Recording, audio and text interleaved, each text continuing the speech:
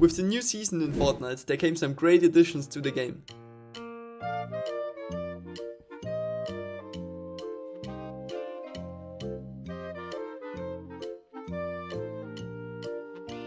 Okay, seriously, the meta looks a bit scrappy, but we are here to make the best out of it. The 15 tips I will show you in this video will help you to get ahead of the meta as fast as possible, which will make your ranked games, solo and duo cups undoubtedly easier. Let's get started. As Fortnite has added these unbelievably broken fists, there are a lot of exploits you can do, but far more important is to provide a way how you can counter them, as everybody will take advantage of these exploits. Therefore, every exploit will be followed by one or more ways how you can predict and counter them. Additionally, I will show you some new map changes and things you can take advantage of to make your rotations and mid-game fights easier. Check out the timestamps to gain some orientation.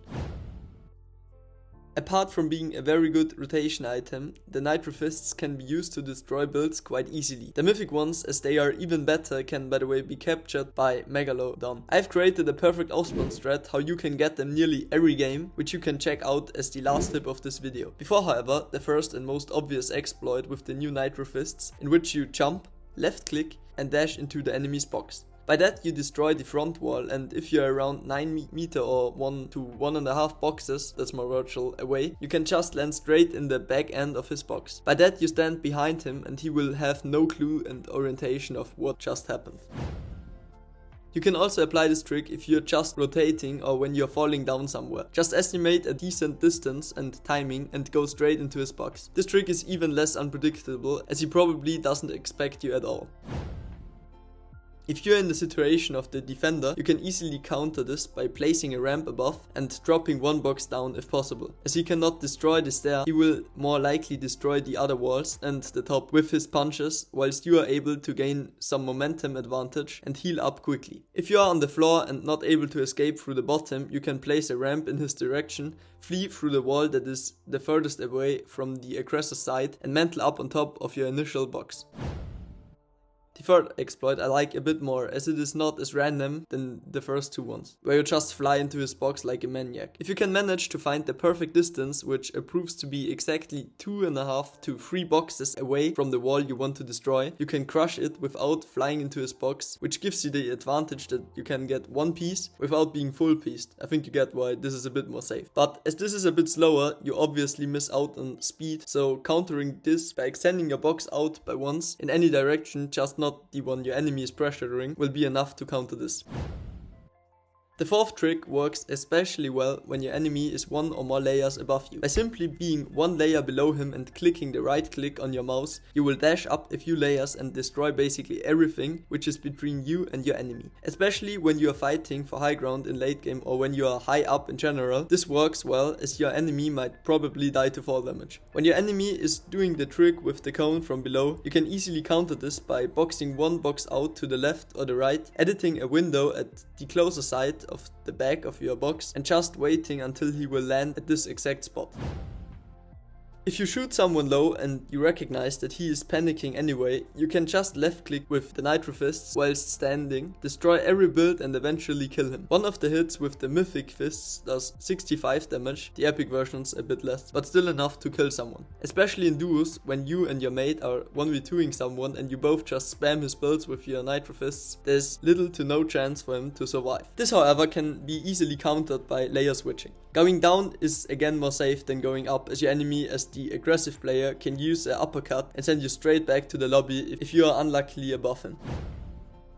The next item I want to discuss is a bit less overhyped, still completely overpowered. The crossbow uses rocket ammo and can therefore be only used 15 times if you are not able to get a refresh, as you can only stack 12 spare rocket ammo on top of the 3 which are already in the weapon. So make sure to always save some bullets for a power play if you need to go all in. However, those 15 shots are more than enough to do some cool moves like this replace play. For that, just shoot your shot at the opponent's building, hold your floor and cone if you do it from the top or the wall if you do it straight in front of his wall. By that you gain some pieces of his box and increase the pressure tremendously.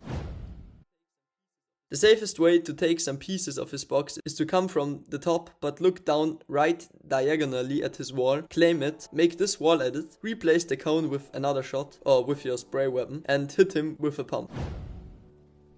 Another thing you can try to do is to hit pre-fires with the bow. I think that this is not expected by many because it is quite hard to pull off. Just stick the bomb to one of his buildings, wait until it explodes and shoot with the pump at the exact timing the wall dissolves. A trick you can use to counter such retakes or pre-fires is to go for a pre-fire from inside the box when you are playing passively. If you recognize that your enemy tries to go for a play, explained in the last few tips, just find out the correct timing and give him a nice counter pump. This might already be enough to stop pressuring you. Another new feature Epic has added to Fortnite is the Nitro boost. When being in this Nitro mode, you can dash through walls and even kill some enemies by doing so. As a matter of fact, you can destroy full build wood and brick walls with this dash. However, for getting down a metal wall, you need 2 attempts or do it with your mate. As you might have recognized, dashing against one wall will cause the whole box being destroyed except from the stair and the cone on top. So probably you can just full sprint through everything with your duo, trio or squad mate when having Nitro activated.